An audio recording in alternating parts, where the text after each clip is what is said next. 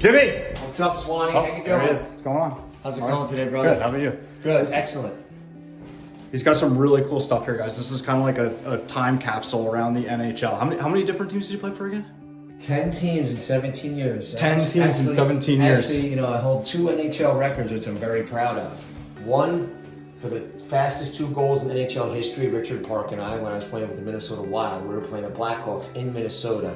I scored with, I don't even know, under a minute left, to go up. That's awesome. 3-2 or 4-3, whatever it was, and then they pulled their goalie, the face-off right after I scored. So they pulled a goalie. Richard Park, was out in center ice, and he shot the puck right off the face-off, right into the net. The 2 fastest goals in NHL history. So that's up in the Hall of Fame. And another one that definitely proud of is that I played for 10 teams, the most by an American-born player in league history. That's crazy. So 2 NHL records. I say not bad for the kid from Brick. That's crazy. Yeah, that's crazy. And I know we're gonna get the comments, so I'm just gonna say it. Reminded me of the line from Happy Gilmore. Got 2 records. I'm the only guy to take his skate off and try to stab a guy. I know we're gonna get that comment. So yes, and also very proud of. I'm the first and only New Jersey native in history to win a state championship at Brick High School, 1986. Check out the old trophies back in the day. We beat who do we beat? Del Barton 2-1 up in Menon Arena. And look at this, the national championship at Lake Superior State University, 1988. We beat St. Lawrence in overtime, 4-3. And then obviously the Stanley Cup in 1995 with the New Jersey Devils. So I'm very proud of that. You can say that I'm the first and only New Jersey native to win, 3 championships, state championship in '86, and national championship in '88, and Stanley Cup in '95 with the Devils. And to this day, again, some great stuff down here. Here's the Prince of Wales trophy. They don't even call it that anymore. My Uncle Mike actually dropped it and broke it, but that's okay. I forgave him for that one. And then here's some swag, some nice gymmed out hockey swag. I just got nice new stuff. Came in. Nice. Just came in. So. Right, nice. Gotta love it. Gotta love it. Awesome. Gotta represent. Somebody sent me these pictures. All right, that's Justin Williams. Obviously very proud and honored, to be a captain in the NHL with the Minnesota Wild, 2001, 2002. Jacques Lemaire was the head coach. Jacques Lemaire, I played for some of the best coaches ever. I already talked about the story last video. Yeah, Hurts. My first pro coach ever. And, but Jacques Lemaire was the one who actually got me up to the NHL. I played my first year, and it's maybe we'll talk a little bit about perseverance today. Sticking with 10 different teams. It was 10 teams, right? Yeah, perseverance and believing in yourself. And we'll talk about. I played for Jacques Lemaire for holy cow almost 7 years, and my first year pro. Herb Brooks was my coach, played in Utica, was the leading scorer down there, only got 1 game up my first year. Came back my second year with the Devils, got sent down again. They were loaded at center. Went down, was leading scorer again, just got 1 game up my second year. Tom McVie was my head coach down there. Herb was up with the Devils. And in my third year, that's when Jacques Lemaire came in as head coach of the Devils, Larry Robinson, Jacques Caron, really turned the organization around. Had a great training camp. It was unbelievable, and again, we want to talk about perseverance and sticking with it. I'll tell a great story about how training camp back then, it was a month long and you had 12 exhibition games, which was like a season in itself. Yeah, it's like a short season. And I was still up. We had played 6 or 7 exhibition games. I hadn't gotten in 1 yet, but I was still up with the big club. I'm thinking, oh man. And then you get a sense, they say don't read into anything, but they had lines up, I talk about that all the time. They had 8 lines up there. I'm on the 8th line. I'm trying not to read into it, and I was just staying positive, working hard, and if you could take a silver lining out of anything, I was like, hey, there's 8 lines. Even though it looks like I'm on the 8th line, I'm still up. Yeah, you're here. You're here. Like you're part of it. It was the 7th exhibition game. I didn't get in, and then all of a sudden the 8th exhibition game came, and we were playing against the New York Rangers, and it was me, centering Ben Hankinson, and Brian Sullivan. And for sure, we were ticketed to go down right after that game to Albany. That was Albany's first year. My first 2 years were Utica. The Devils moved to Albany. And that was the first year ever for the Albany River Rats. We were ticketed to go down after that game. But stick with it. I had an amazing game in the Garden against the New York Rangers. And for some reason, Ben Hankinson, Brian Sullivan got sent down, and I stayed right up to the end of camp. And I just stuck with it. And it was the last day. And it was the last day, and they were sending me down.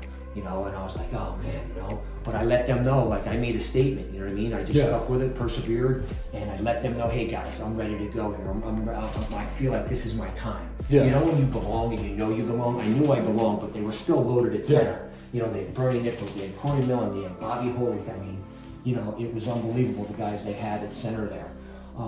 And then Jacques Lemaire is in the room with Larry Robinson and Lou Lamorella, and I must have ticked them off a little bit, you know. But I was like, hey guys, listen, I'm not going to go down with a bad attitude. I'm just letting you guys know, you know, I'm ready to play in the NHL. Yeah. You know what I mean? So, and sometimes guys want to know that, like they want to hear from the player, like that. if you can be like proactive and just like, you know, let them know, like, hey, I'm ready, like I'm here, I'm ready, I'm willing to bet on myself every time, like I'm confident, I've got confidence, I believe in myself, right? Going back to belief, right? They want to know that you believe, and sometimes like even if it's between one player and, you know, two players that are neck and neck, sometimes that little show of belief can 100%. You know, can tip the scale in your favor. Totally, because you want to leave an impression somehow. You want to leave a positive impression. So my first year I get sent down, I didn't say anything. Okay, I'm going to the minors. Second year I got sent, I didn't say anything. But then my third year, because I was leading scorer the first 2 years, and I just felt, and I felt it in my heart. Right, you gave yourself a leg to stand on. And it was pretty funny. So I got a great story that people will love though.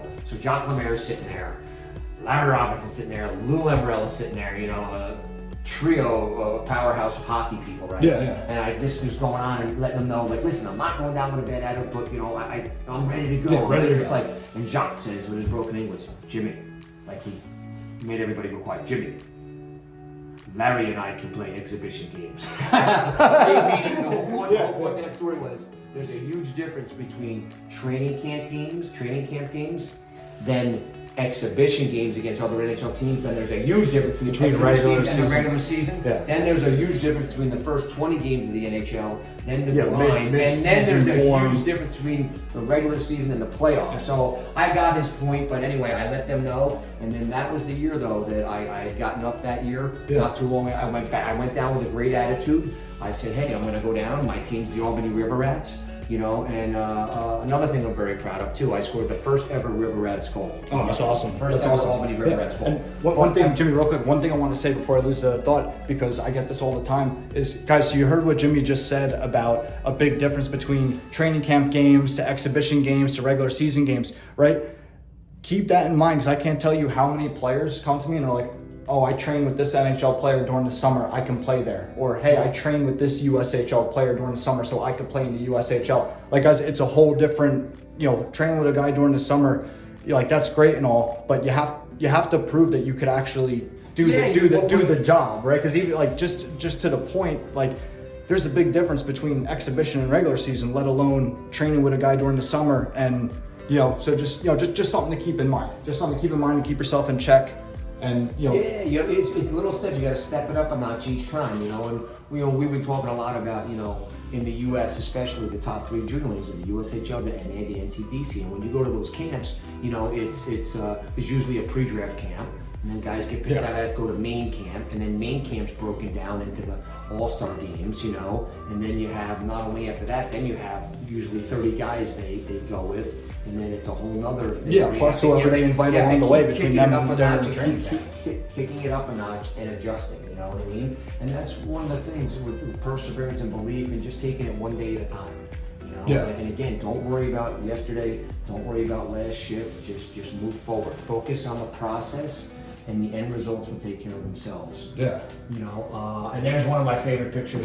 I remember that face-off like it was yesterday. He took the puck, shot it right to Kevin Stevens. They put it right back, boom, boom, boom. I don't know if they scored or not, but unbelievable. One of the best players. I was fortunate enough and blessed to play against Wayne Gretzky, Mario Lemieux. You played with a real good class. I played in the 90s, which was great. Unbelievable class. Early in the mid-90s, which was unbelievable. But Mario, people ask me all the time, Mario and Gretzky by far the best.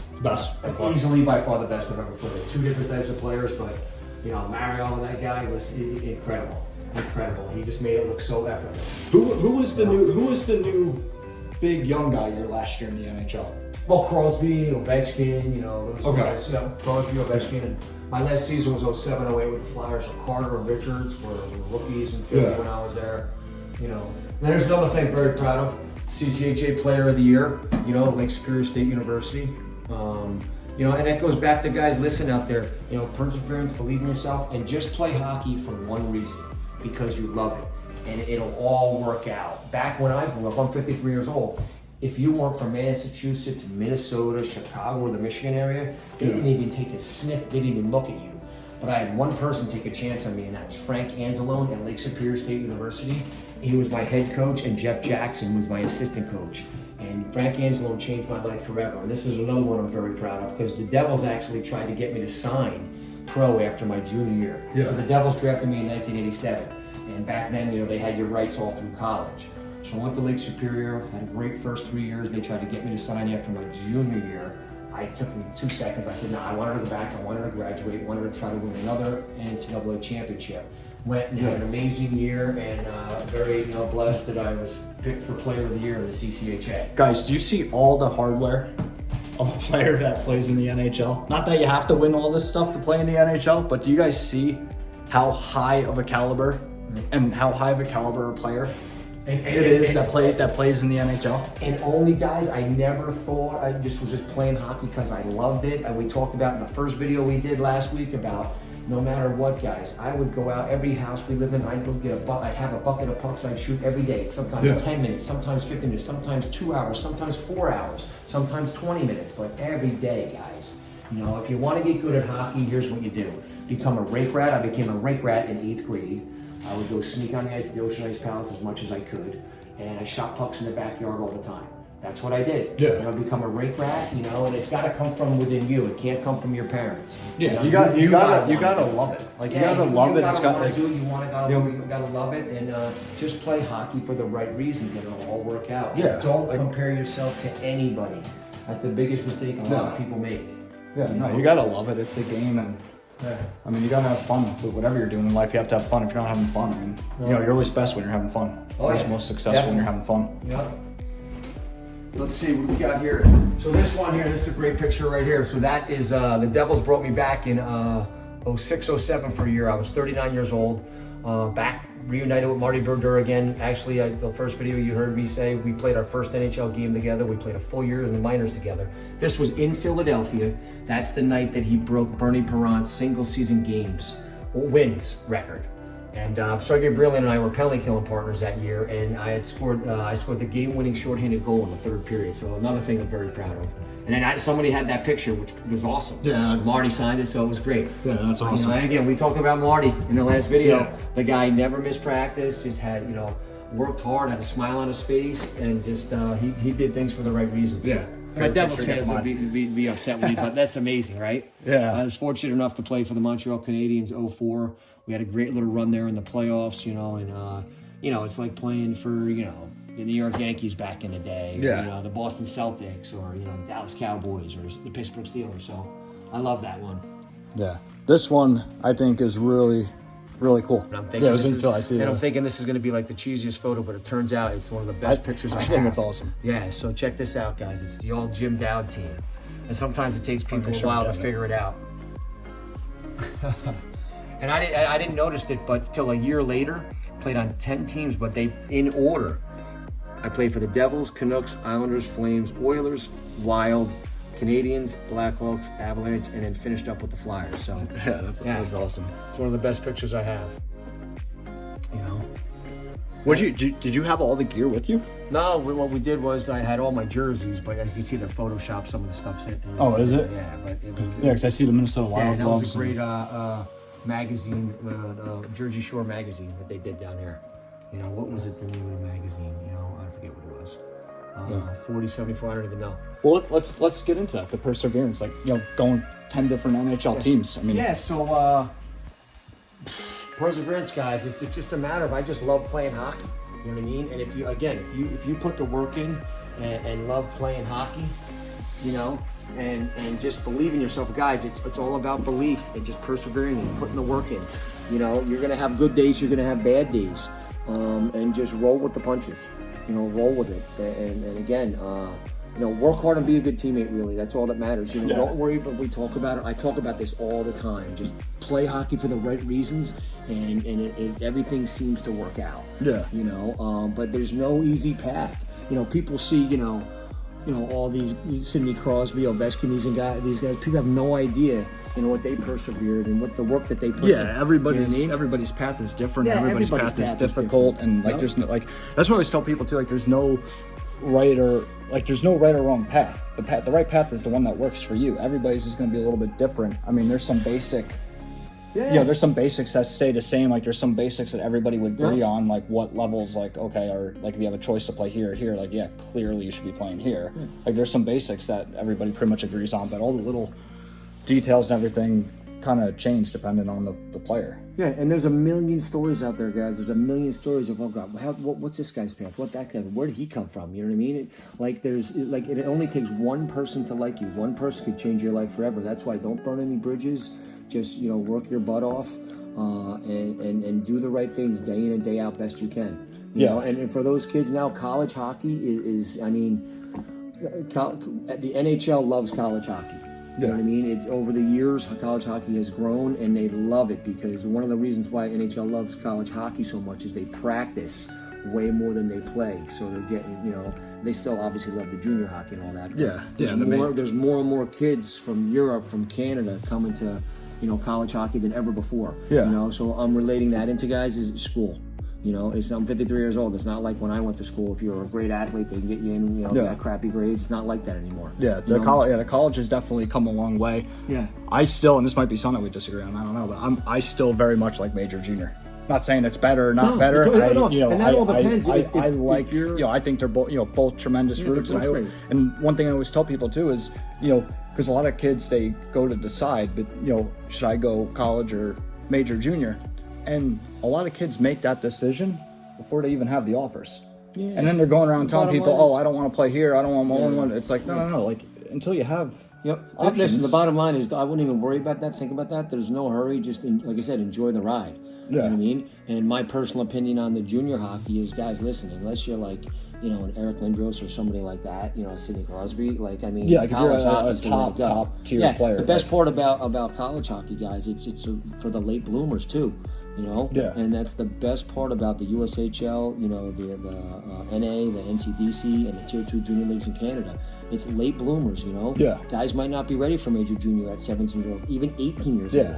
But keep in mind... And that's fine. Every player doesn't have to be fast-tracked. No. And keep in mind that a vast majority, I think it's over 80-something% or 85%, might even be 90%, do not commit D1 until they're 19 and a half years old. So again, there's no rush, and, just either way, guys, whether you go major, junior, or college hockey, guys, do good in school. Bottom line, simple as that. And one thing I always tell guys too is there's no rush. You have plenty of time for good, solid work, but you have no time to waste, right? Because you have time, but you don't. You have plenty of time for good, solid, hard work, but you don't have time to just throw away. Right, don't sit at your billet house doing nothing. Don't make sure you're being productive and working. You guys are, putting your lives on hold to some extent. Do a little bit extra every day. Yeah, you're putting your lives on hold to play junior hockey. Make sure you're doing the right things and getting the most out of it. We're trying to keep on the topic of persevering, right? Listen, not every day's going to go smooth. You're going to have your good days, you're going to have your bad days, but. And if you take a day off here or there, that's okay. But don't take 2 days off in a row. Get right back at it. It's okay to take you get mentally frustrated or whatever, take a day off, whatever. But get right back at it and have a game plan. What's your plan? Come up with a structured game plan and get at it, and surround yourself with good people too. That's another subject we're going to talk about. Your surroundings. 100%. Your surroundings. 100%. A lot of persevering is about who you hang around with. You know what I mean? And what you're doing, not only on the ice but off the ice. I don't know, man. I'm excited about doing these with you, Swanee. Any other anything you want to talk about? Yeah, no, guys. I think we hit a lot here. I mean, there's a lot more we could talk about. We could talk for days here, guys. I think we hit a lot. Guys, make sure you subscribe. Make sure you like this video. All right, follow Swan Hockey on Instagram. Follow Jim Dowd Hockey on Instagram. And we're gonna keep going here. All right, great guys. And I got something coming up in the works, guys, that everybody's gonna hear about soon. It has to do with helping young athletes, in their life in sports. So awesome. We'll be rolling that out shortly here, guys. Awesome. All right. All right. See you guys See later. everyone. Have a great night.